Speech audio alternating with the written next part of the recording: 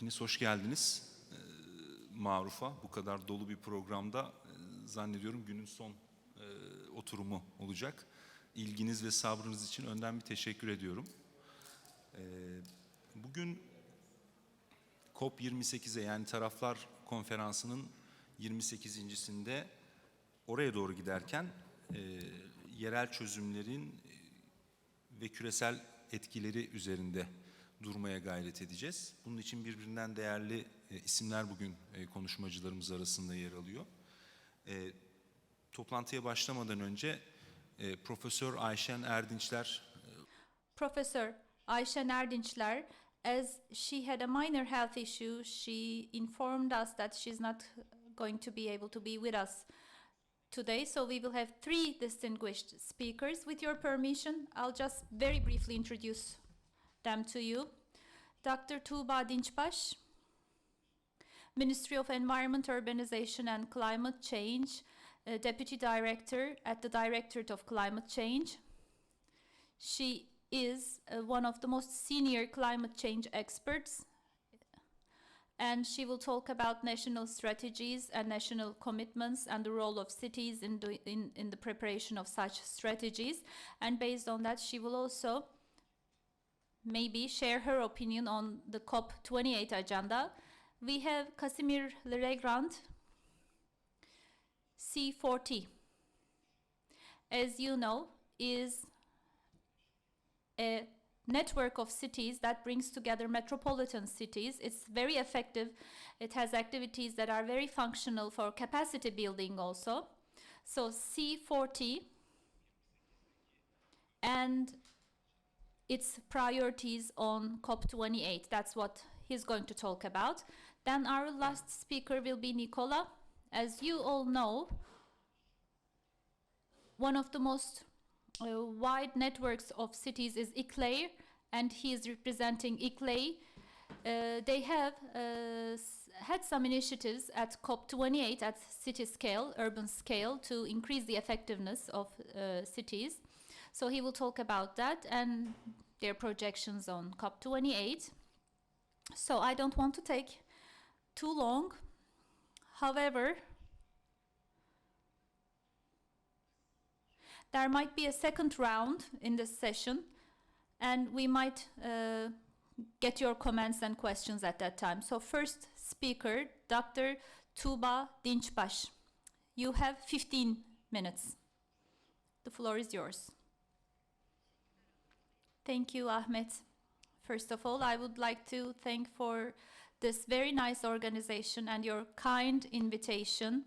I would like to thank you and MARUF for this. I would like to greet everyone with love and respect.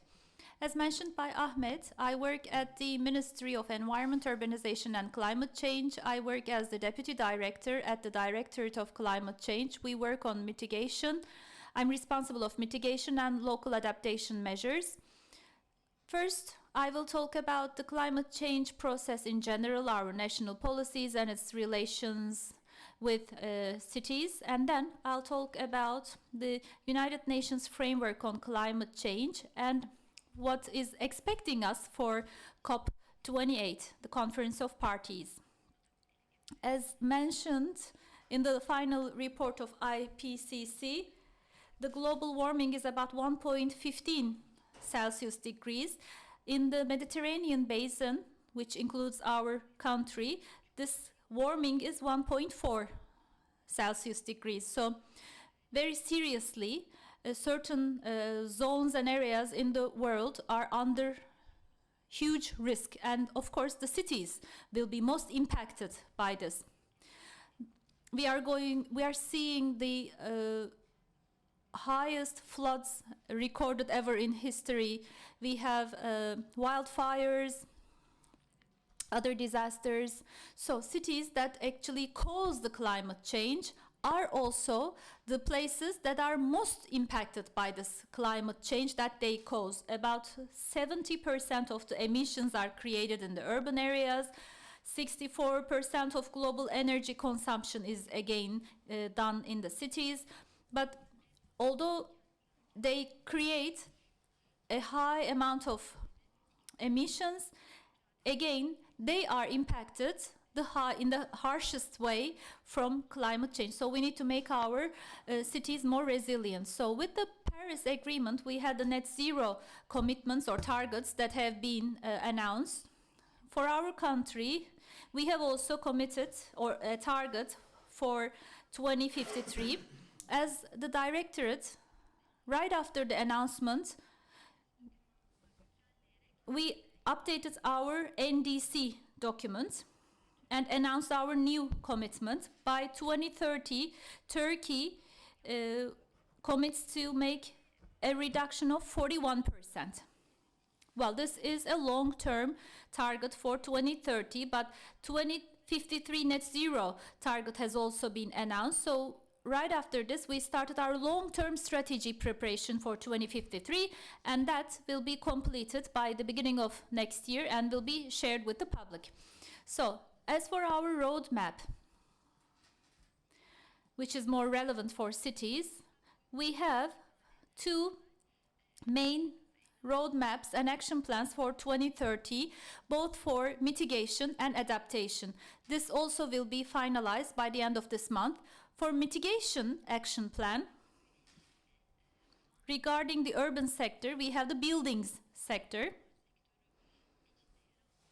But cities are not only included in buildings, but we have decarbonization, switch to cleaner energies, use of renewable energies, use of clean energies in buildings. These are also included in the emissions reduction strategy.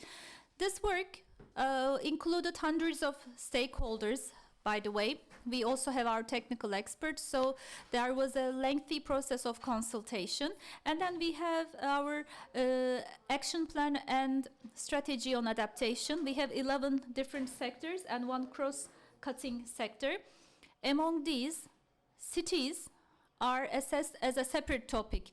Urban infrastructure, increasing resilience, all these things include very detailed actions. And for transportation, water, biodiversity, other sectors are also related to the improvement of urban infrastructure, and they are also including the targets of the country, the other topics. So these action plans, one of the most important tools to implement these action plans is the draft law on climate. Turkey has prepared a draft law that will be discussed at the parliament very soon. And the main aim of the climate law is to reduce emissions and to make the economy more resilient. We are seeing this. The government is seeing this as a matter of development. So sustainable development is important. So in this harsh transformation process that will impact the cities, we want to see it as an opportunity and deal with it as an opportunity. Of course, in the law, in the draft law, there are measures regarding mitigation, reduction, and adaptation. But we have the emissions trade system that will be established with this new law. Another thing about the new law is that the local climate change plans will have to be mandatory to be prepared within the borders of the city.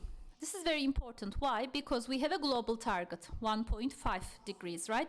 Or we have adaptation targets, increasing resilience, etc., etc. However, to reach these targets, we definitely need to include the local level, and the local level needs to take action for climate as well. Turkey is a vast, diverse country, and different parts of the country are facing different climate risks. So we need to mobilize the local administrations. So to be able to create the infrastructure, we are working on the legislation as well. And on the other hand, we also have a very important capacity building activities. For financing, again, we have activities, and for the preparation of local action plans, we are trying to create and prepare all the necessary infrastructure that the cities will need. So integration of the local level is very important. Another thing is that to identify adaptation actions, we need to have assessments. effectiveness assessments. We are updating the targets for Turkey according to the most recent numbers in IPCC, according to SSP, which means that a municipality during a licensing or decision-making process needs to be science-based. So we are going to provide all the risk analysis to local authorities so that they can assess the risks and come up with the plans accordingly. I don't know how much time I have left, but maybe very briefly, you have 10 more minutes. Okay. As we're talking about local issues, we have many municipalities, local authorities carrying out activities in the field of climate, writing reports, etc., etc.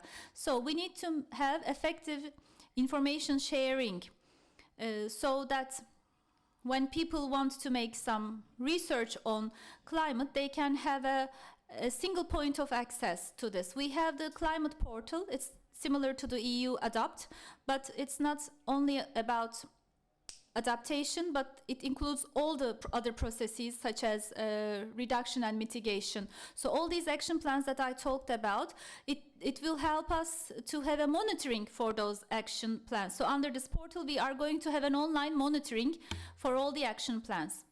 So one of the most important processes at local level is information sharing and governance. Climate governance. So including the local authorities is important in terms of integration of local level policies with the central level policies. We need to, for instance, we have the upcoming local elections. We need to prepare the strategic plans, right? So we want the municipalities to include the climate change plans in those. So we're trying to contribute to the municipalities to be able to do that. And our final aim is to make our cities more resilient and make a contribution to sustainable development in line with the principles of sustainable development. So within the framework of all this information, let's talk about the Conference of the Parties, 28 Conference of the Parties. There is now a distinction between this and the Paris Agreement. Now, it's not only for the governments, but the private sector, local authorities and NGOs also have some missions and roles to fulfill, so they need to be involved in this process. It's of critical importance that they participate in this. And for climate negotiations, taking action is very important. We continuously emphasize the importance of taking action. We're already late, by the way, in doing that, but taking action is also related to the mobilization of local level. This holds true both for mitigation and adaptation measures. Most recently, in the negotiations for COP26 and 27, the local level came to the fore, so we do believe that in COP28, even a more effective process will take place. So we have accelerated the process of integrating the local level into the climate activities. In Glasgow, previously, planning was it was made, certain processes were prepared so that planning would include climate issues, and then we have seen the expectation for adaptation-focused commitments to be made. And in last year, during the 27th Conference of the Parties to develop the local level initiatives, we have had the Search Sustainable Urban Resilience for the Next Generation that was initiated. I talked about the buildings, transportation, water, waste, other sectors. Now they are going to come into play. So to sum up, we can say that for COP28, especially in the last 2 years, with the ever-increasing importance of this issue and the importance of local level, I think the local authorities and their importance will be more emphasized in the next meeting. I talked about the new draft law on climate that will make action plans compulsory. So we will identify the 2030 strategy, which will also include the local initiatives. By the way, a footnote, as you know, Turkey has gone through a major earthquake disaster, and in our cities we need to be resilient not only for disasters such as earthquakes, but for all climate disasters. We need to see all disasters as a whole and need to make the cities resilient for all disasters. Of course, this is a very difficult process. It's costly. It's very difficult from a technical point of view as well. It's not easy in Turkey, especially in the old parts of Istanbul, for instance. Old settlements are very difficult to maneuver, so it's very difficult for us to transform things. We need high capacity, technology, financing. However, in all our national policies, as an end goal, we want to make sure that our cities become resilient against all these disasters. So we want to create the infrastructure for our long-term strategies. With that, I would like to conclude my remarks and thank you.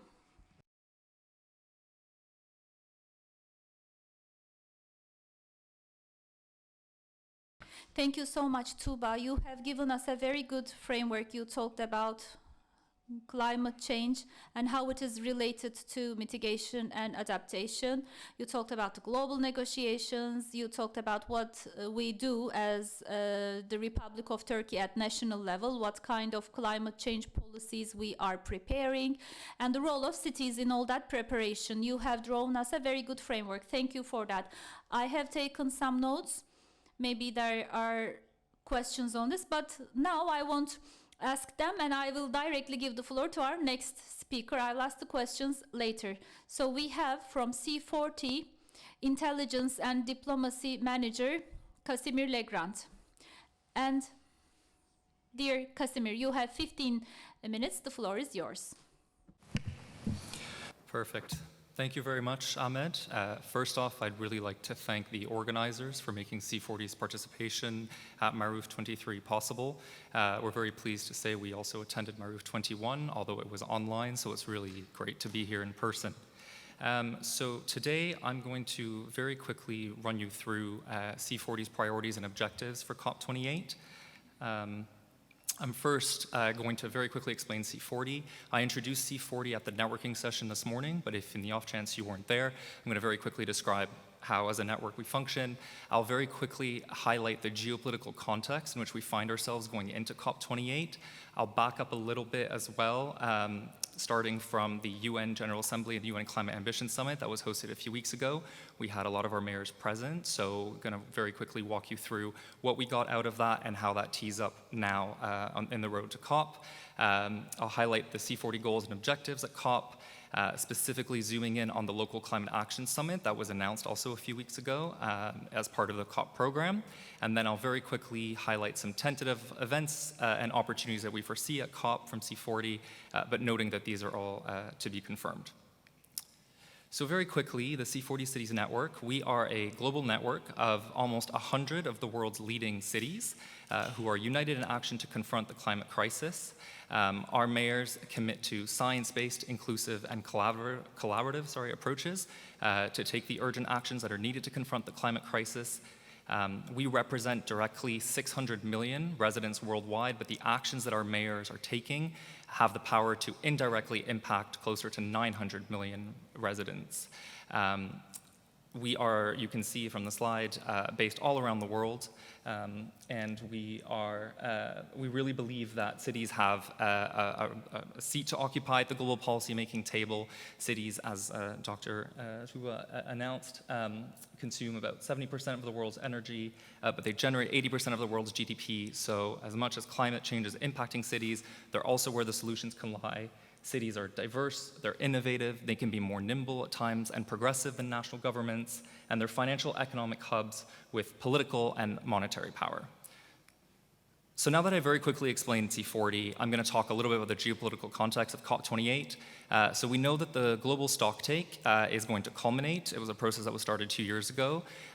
We have had 2 years of sort of a technical phase. We're now moving into the political outcome that's going to be announced by the parties at COP28.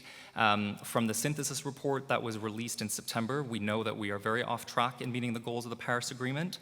So this global stocktake has the ability to put pressure on national governments to deliver enhanced NDCs that are due in the next round in 2025, as well as increase the means of implementation, so allocating more climate finance to make that implementation possible, as well as progressing adaptation, continuing the strong Sharm el-Sheikh adaptation agenda that was agreed to at COP27 last year, and specifically focusing on loss and damage, making sure that the urban dimension to loss and damage is well accounted for, and that the loss and damage fund and financing arrangements that are due to be announced at COP28 allow for cities to access that finance directly. The politics of COP28 are made all the more complex given that the COP presidency is one of the world's largest oil producers. There is risk that this will overshadow the conference as a whole and will contribute to the idea that COPs are inadequate to solve the climate crisis.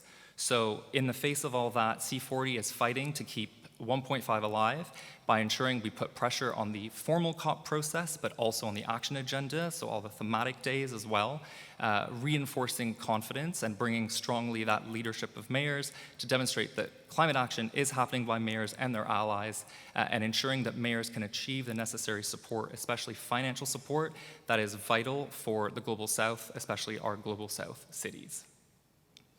So just taking a step back, these were the messages that we strongly brought to the UN Climate Ambition Summit. That summit entirely focused on the just energy transition and supporting the UN Secretary General's climate acceleration agenda to focus on stopping all new investments in fossil fuels and halving fossil fuel consumption this decade. We know in general that COP and generally the course of climate action to come, as proposed by the GST, is polarizing itself on the fossil fuel issues. The Climate Ambition Summit was a no-nonsense moment that really forced political action. It profiled first movers and cities. A bunch of our mayors were invited to attend the Climate Ambition Summit. Despite challenges that the fossil fuel industry is pocketing record profits, and there's also a resurgent argument that the fossil fuel industry is trying to peddle that fossil gas is green and actually has a role to play in our energy future. We are trying to counter that by saying that fossil gas has no place in our energy future. It's not green, it's not clean, it's actually as bad as coal, as some of our research shows. And that is also compounded by the fact that national action is falling well behind targets, and that those targets in the first place are insufficient. As it stands, we have no 1.5 degree compatible NDCs, so this is why it's all the more important for NDCs in the next round to meet the standard of the Paris Agreement. And it's really important to note the Climate Ambition Summit as well, that some of the world's biggest emitters, national governments, for instance, the US and China, were not included in the Climate Ambition Summit. The opportunity, therefore, is really to help get the world off fossil fuels. That's one of the central missions that C40 is prioritizing this year in 2023. And we're using our position and the close relationship we hold with the UN Secretary General and his climate action team to elevate the leadership of mayors. So these messages that we brought strongly at the Climate Ambition Summit, you'll recall if you listened in that Mayor Sadiq Khan, our current chair, made a very powerful speech and was joined by other subnational leaders like Gavin Newsom, the governor of California as well. So we're looking to work together with other subnationals to bring a strong unified voice to COP28. So the main goal, against the backdrop of all this, is really to ensure that mayors achieve that global recognition and also obtain that critical support, especially financial support, to ensure the acceleration of key city policies that reduce oil and gas demand and also promote and support resilience. We're really trying to position C40 as a driving force that can end the fossil fuel era, as well as address the impacts and injustices of climate change by honing in on the political leadership of mayors, but also their allies, a broad coalition of actors, including businesses, youth, unions as well, to ensure promote resilience, demonstrate equity, job creation, and then have a strong outcome on loss and damage so that it reaches the most vulnerable and those on the front lines who are taking the actions needed to fight climate impacts. Our focus at COP28 is predominantly on finance and resilience, as I said, so the global stocktake is going to put that increasing pressure on national governments to deliver and to chart a strong course for climate action that will inform climate action for the years to come. It can't just be an outcome that looks at 2025 NDCs, but it has to make sure to account for that ambition 2030 and even beyond to make sure we achieve net zero by mid-century at the latest. C40 was very proud to officially submit a submission to the global stocktake, and we also contributed to a response that was put forward by the local governments, municipal authorities, or the LGMA, who are the official focal point for cities and regions to the UNFCCC. So we contributed to that response that was officially submitted to the UNFCCC. We have a strong link with the COP presidency and a good relationship, and they're very interested in profiling city leaders. So we're working with them to ensure that mayors at different moments can demonstrate their leadership at COP. We also are aware that the UAE is likely to announce a multi-billion-dollar fund for clean energy investment. So we're hoping to leverage that to make sure that cities could access some of that finance. As I explained before, the challenges are numerous. We know that COP is hosted by an oil state. And this can reduce the ambition on shifting away from fossil fuels. We know as well from the G20 summit that was recently hosted in New Delhi, it's unlikely we're going to get a strong negotiated outcome on fossil fuel phase out. In fact, the G20 only agreed to a commitment previously made to phase down coal. There was some positive signal from a commitment to triple energy capacity, renewable energy capacity by 2030, and double energy efficiency.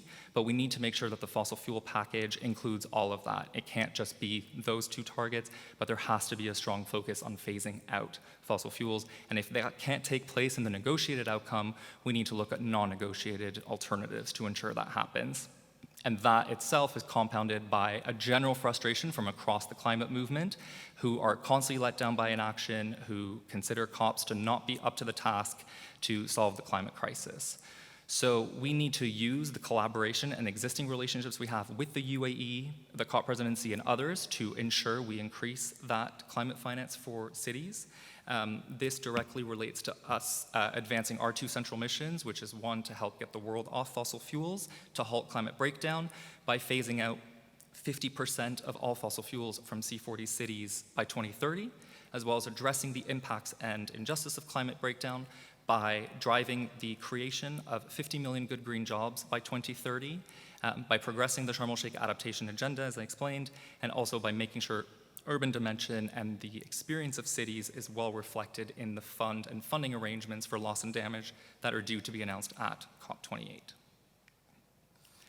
So very quickly on our general sort of priorities, we are really calling for greater national government support for city action and inviting national governments to partner with cities.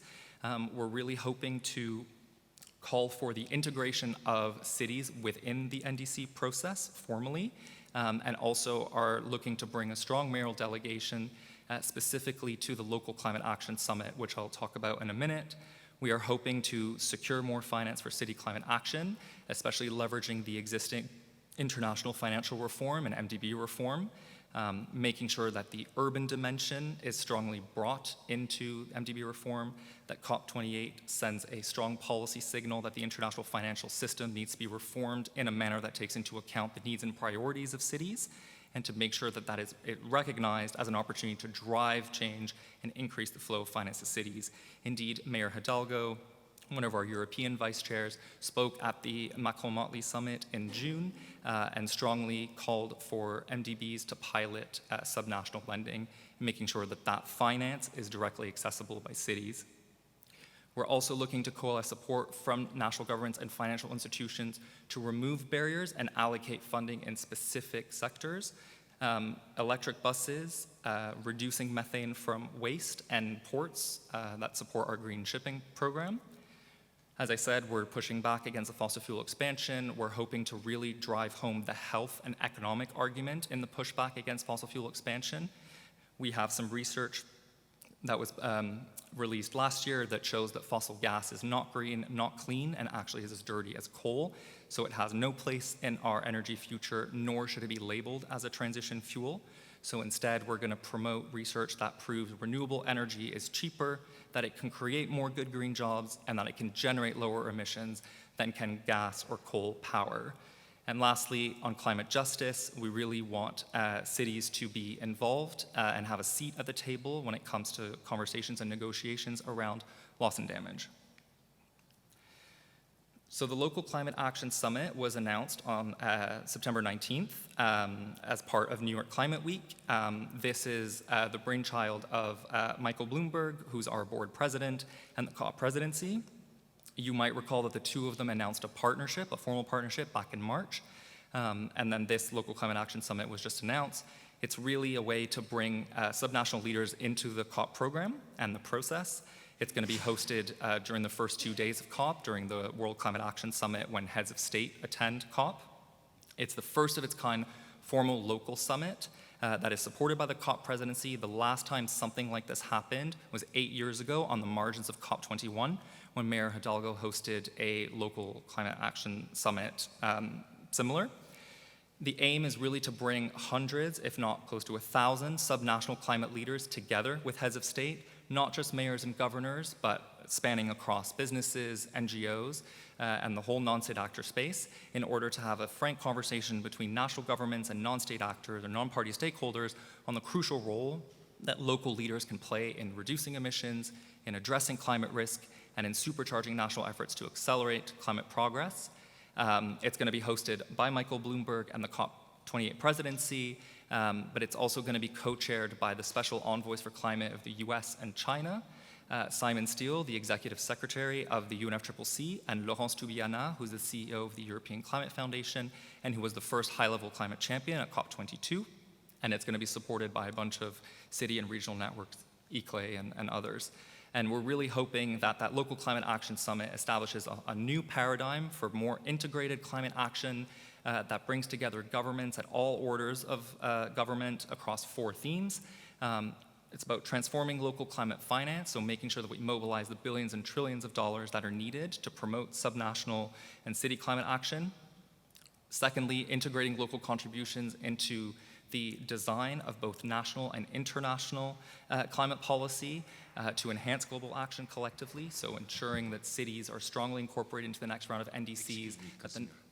We have just 1 minute. Okay, I'll wrap up very quickly. That the next round of NDCs have economy-wide targets that account for the reduction of all greenhouse gas emissions. It's going to fast-track the local energy transition and also strengthen local resilience and adaptation. This is an idea of the COP28 program. We're going to have a mayoral delegation there for the first few days, the Local Climate Action Summit, and then we have some events planned for December 6th. That long title, I'm going to summarize it as Cities Day in quotes. And then lastly, just to talk about some of the opportunities we have, SCALE is a program that's run by the US State Department and Bloomberg Philanthropies. It's a multi-level governance collaboration program to help cities with their net zero priorities. We're going to have the second iteration of the Urbanization Climate Ministerial that's going to bring together ministers of housing, urban development, and climate, as well as finance, together on the same stage. We're going to host that side event on the health benefits of phasing out fossil fuels on Health Day, the first ever Health Day at COP. We will launch one of our accelerators on water-safe cities. Accelerators are high ambition voluntary pledges that mayors take. Last year, you'll recall, we had a green shipping corridor announced between Long Beach, LA, and Singapore. We're going to put forward a roadmap to implementation to explain how we're going to deliver on that. We have a thought leadership piece on the urban dimension of loss and damage we're going to launch.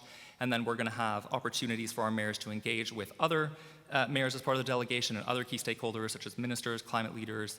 We'll have speaking opportunities at various pavilions, including the Multi-Level Action Pavilion hosted by the LGMA, We Mean Business Coalition, Bloomberg, ILO, and others, and then hope to get strong media opportunities in broadcast and print journalism as well to have interviews showcase mayors' climate leadership. Thank you very much.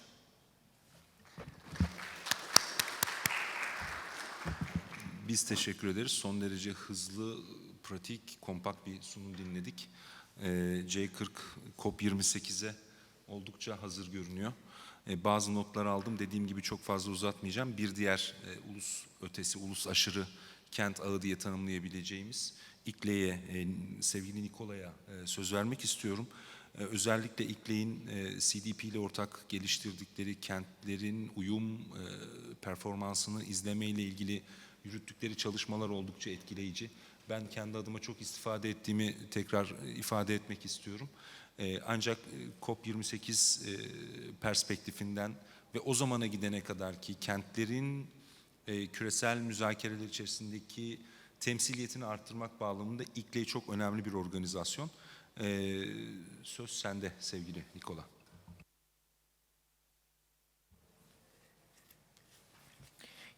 Thank you very much, Ahmet, first of all for the invitation, and thanks also to the Marmara Urban Forum for being here.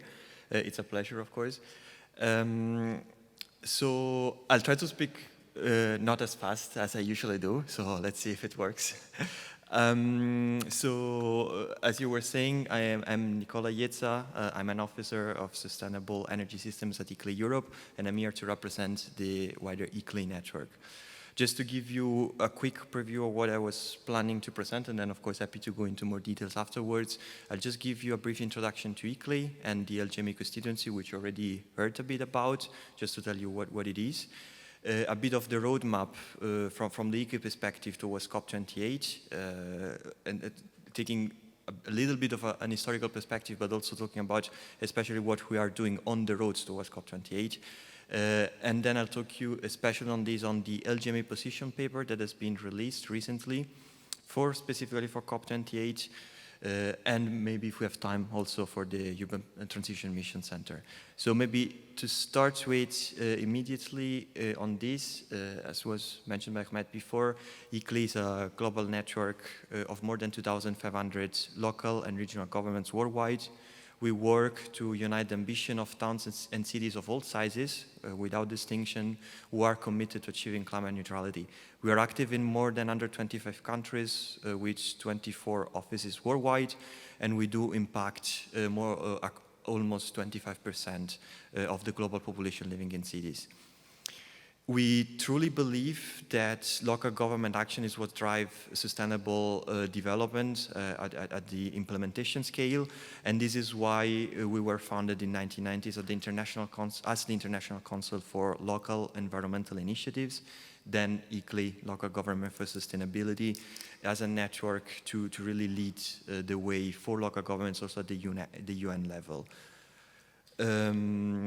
We work with 5 integrated pathways to sustainable development. We are really truly believers of an holistic approach towards sustainable development, and across our teams globally, we do work on everything of the Paris from the SDGs, so from the Paris Agreement, that is connected to implementation at the local level. We do have thematic teams which change depending on the region in which we do operate. We are also working at the policy level in terms of strengthening partnership, both at the national level with the various regional offices and with our global office, which is actually based in Bonn, the same place where also the UNFCCC is based, at the UN level.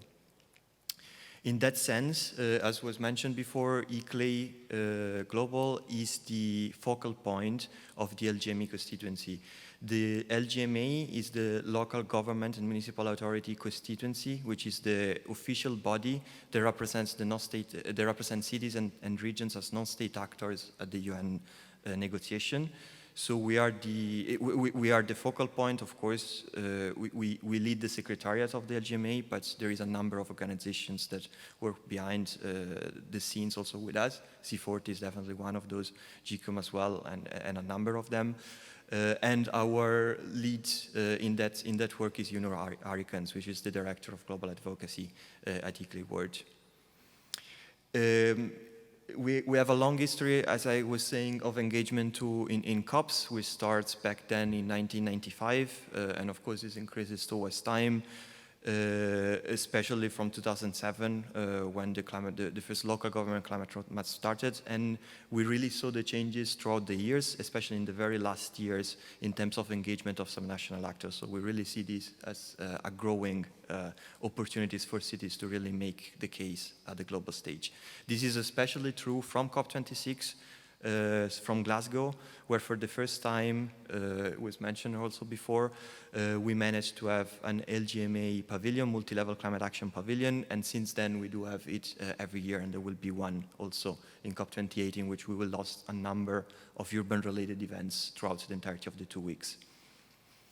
In terms of what we will do for this year, what we have already planned to do, we mainly work on 3 main axes. The first one is about working towards the operationalization of SURGE, Sustainable Urban Resilience for the Next Generation initiatives that was already mentioned here and for which ICLEI works as a secretariat on behalf of the LGMA. We also are very much focused on bringing the local perspective to the global stocktake process that is already happen in June in Bonn and will have the finalization at COP28 towards the hashtag stocktake for climate emergency and towards a number of activities and events that we are leading on the road towards COP28. And to reinforce this and to reinforce in general the role and the presence of local authorities in UNFCCC and in general in UN processes, we have engaged and we are engaging in a number of events across the years, spanning from the UN Climate Weeks to the New York Climate Week as well, and the UN Habitat Conference that was held previously during the year. As I was saying before, we don't act in a vacuum, and this is really important to state. This is not, of course, only ICLEI, but there's a number of partners behind it as part of the LGMA, but also as part of the wider network, spanning from the UNSG to UNFCCC partnerships, and with a strong component, with a strong support from the various COP presidencies. This year we're working closely with COP28 presidency, and we worked last year with the COP27 to launch SURGE, and this is happened also in the previous year. So this is something that we try to work on to make sure that for each initiative that will be launched at COP, there will also always be a local component in it.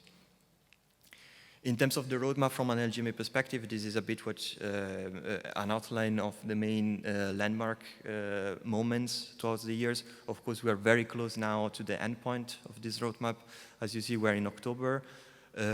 We just started actually the Urban October, which is a month of events that will lead towards COP28, both online and offline events that do involve city leaders globally in a number of undertakings.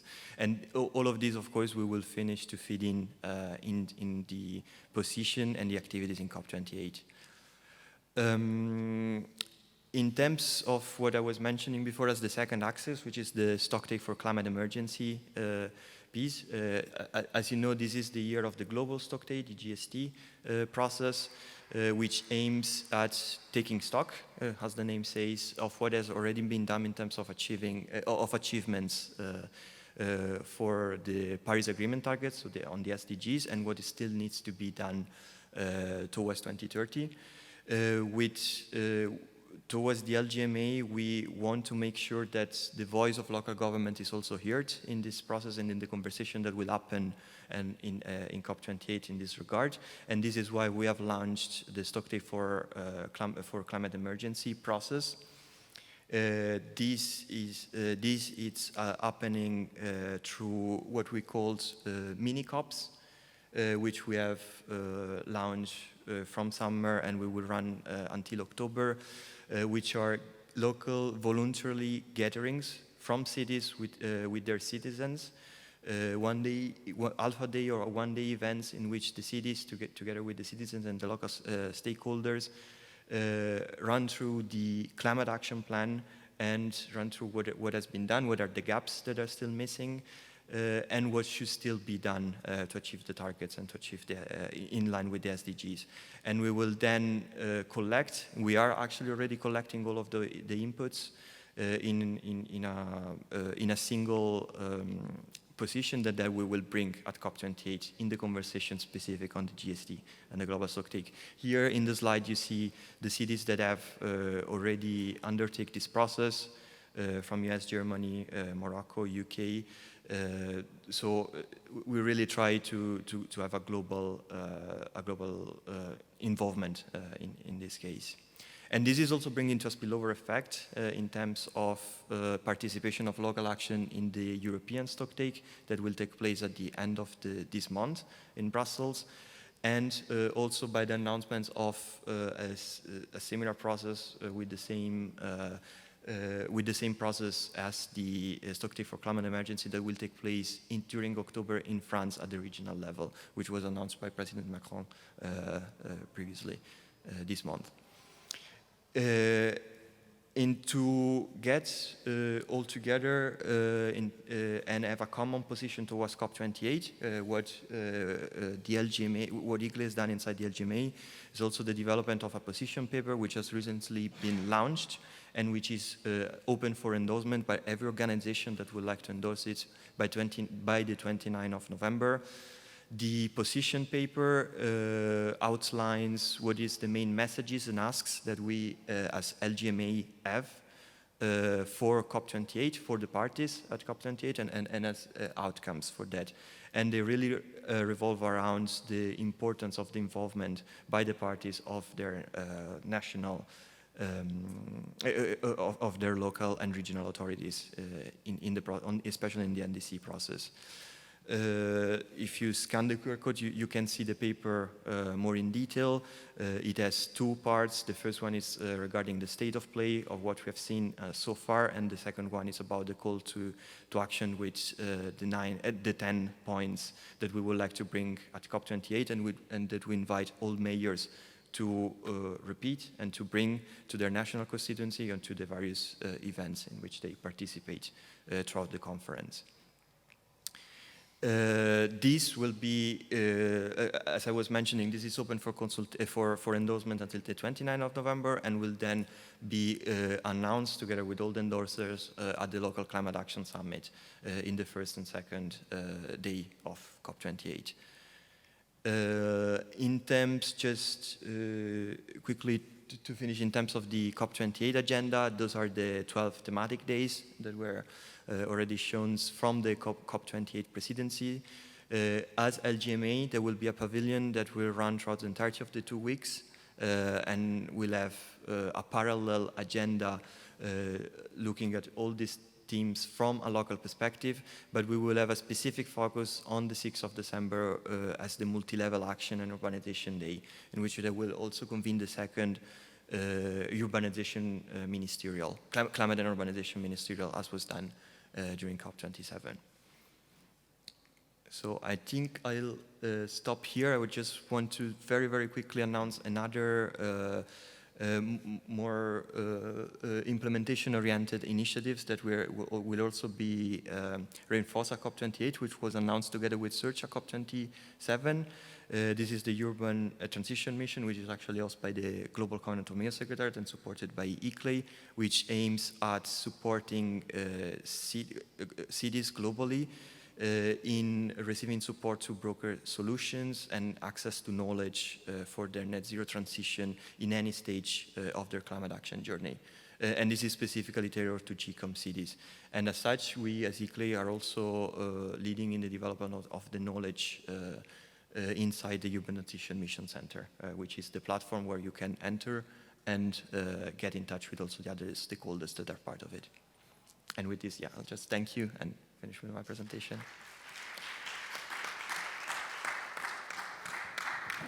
Çok teşekkürler Nicola ve Casimir ve Tuğba Hanım.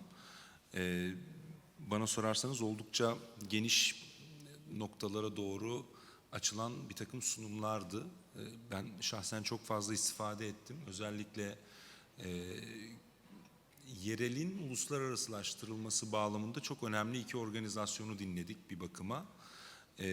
Bu noktada mutlaka konuşacak şeylerimiz var. Şu anda yaklaşık 8 dakikamız kaldı. Benim bazı sorularım var ama önceliği size vermek istiyorum. Konuşmacılarımıza sorularınız varsa şu anda onlarla ilerleyeceğiz. Yoksa ben soracağım. Yok. Please. Lütfen sorunuzun kime olduğunu da söyleyebilirsiniz. Can you ask to who? Yes, Mr. Legrand. So, you mentioned the phasing out of fossil fuels. And, well, I do work with companies to work on the strategy on this. However, I find it difficult at the moment to phase out fossil fuels without having the alternative technology to replace and provide energy stability and security of supply. So how are we going to deal with that? Because I think we shouldn't demonize fossil fuel companies, and perhaps we should collaborate to see how we can invest in new technologies, because we need to provide the alternative. We cannot just, we know we have a vision, but we need to be realistic. And at this point in time, even seeing what happened with the crisis due to the war, still, I mean, we're not going to renewable energy only, we're still going back to fossil fuel. So that is a signal that the technology so far is not stable enough to provide the security of supply. So perhaps, I don't know, because sometimes the messages are a bit conflicting, in my opinion. And perhaps we need them to help us to transition. I think we need them for the transition. As long as we don't have a plan and we don't have the alternative, we cannot say that we need to phase them out completely. As I'm not going to switch off, you know, hospitals, schools.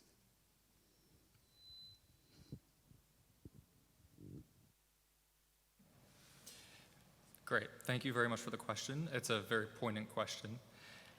Actually, after the UN Climate Ambition Summit, I'm part of an intelligence community and representing the voice of cities in that intel community, and we really discussed this question of what exactly should the energy package look like at COP28. And it was very clear that it can't just be sort of a one-sided issue. I want to stress that the targets that the G20 committed to about tripling renewable energy capacity, doubling energy efficiency are welcome progress, but it just means that we can't just detract from actually phasing out, fossil fuels. We had research, as I said, that was put out last year that really demonstrates that it's really harmful for fossil gas to be labeled even a transition fuel. But of course, we have to work with everyone to make sure that there is a viable alternative. I think the COP presidency has really focused their interventions and their speeches on phasing out emissions and not specifically calling out the need to phase out fossil fuels. And that can be dangerous because then you do open yourself up to alternative technologies like carbon capture storage, which don't actually reduce necessarily emissions from fossil fuels. So we just need to be careful, because I think as much as I understand there needs to be an alternative, it can't be misconstrued or misinterpreted by actors who then will use it for their own gain. So I think on that basis, our cities are, taking actions to reduce the demand for fossil fuels. It is hard work, it is tough, but it is what the UN Secretary General called for. That's why the Climate Ambition Summit was hosted. It only invited those first movers who are taking concrete actions to phase out fossil fuels, and that's why many national governments were not invited. And so even if we don't get a strong negotiated outcome on reducing the demand for fossil fuels or any language in the cover text surrounding fossil fuel phase out, we need to make sure that in the non-negotiated outcomes, so in the thematic days and the action agenda, we still move towards phasing out those fossil fuels. It's a big, it's a huge discussion subject, actually. I think your answer is very short and very summary of the thinking. Okay, please. This question is for you, Tuğba. And do you need? Excellent. I am Christian Wittig. I am a Chilean architect, expert in earthquakes. You know Chile. We are sons of earthquakes. So my question is, what are you thinking how to implement this new area to prevent disasters united? This is very important because earthquake is such kind of very specific kind of disaster. It's so different to compare with a floating or whatever, So what is your idea? I am very interested about to know what is your idea to develop this area, this united idea. Teşekkürler soru için. Şimdi afet yönetiminde teşekkürler soru için. Afet yönetiminde bilim ve bilgi çok önemli. Ve her şehir veya her bölge kilometreler bazında farklı iklim tehlikelerine ve afetlere karşı risk altında aslında.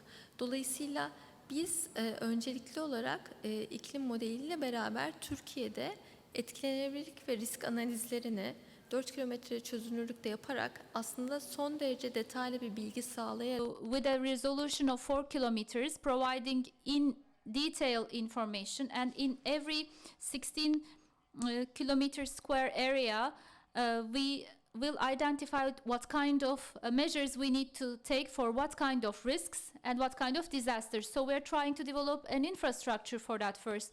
It's not only about becoming more resilient against the disasters afterwards. No, we need to do it beforehand, and we need to do it in integration with other policies. In Turkey, we have very often floods, and we also have a drought risk. The region we're living in, compared to the other parts of the world, has gone through longer drought periods, 2 times, 3 times longer than other places. Agricultural yield is reducing significantly this year in sunflower, in apples, in other agricultural produce. We have had huge challenges. Wildfires 2 years ago devastated a huge amount of forest assets in our country, depleting the forests. So, as you said, we need to prevent these disasters before they happen. I mean, we need to take the measures before the disaster strikes us. So in our adaptation action plan, we have a section on disasters. And in Turkey, for climate risks, we're planning what needs to be done in Turkey, but we want to prevent the disaster before it happens. We're focusing on such approaches. And on the other hand, together with the earthquake risk, we are actually assessing the infrastructure risk. As you know, after the earthquake, we have had thousands, hundreds and thousands of buildings that had to be reconstructed.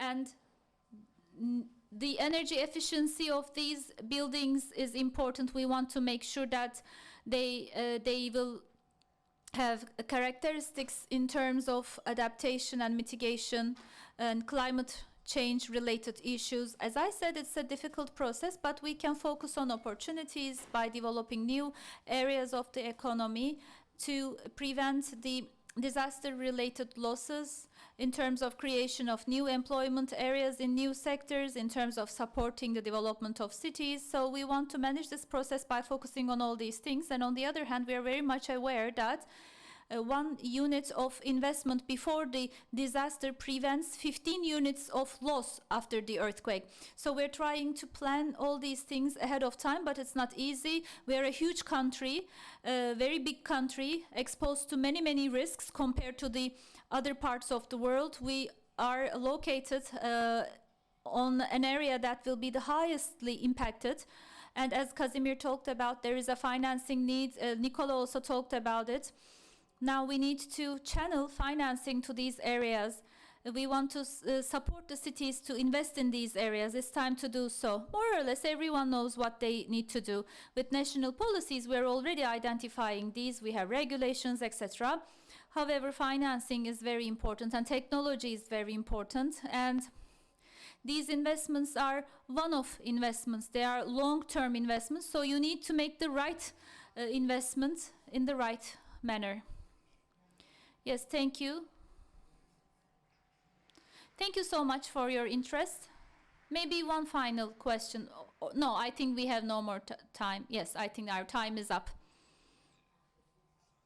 So with your permission, I will close this session.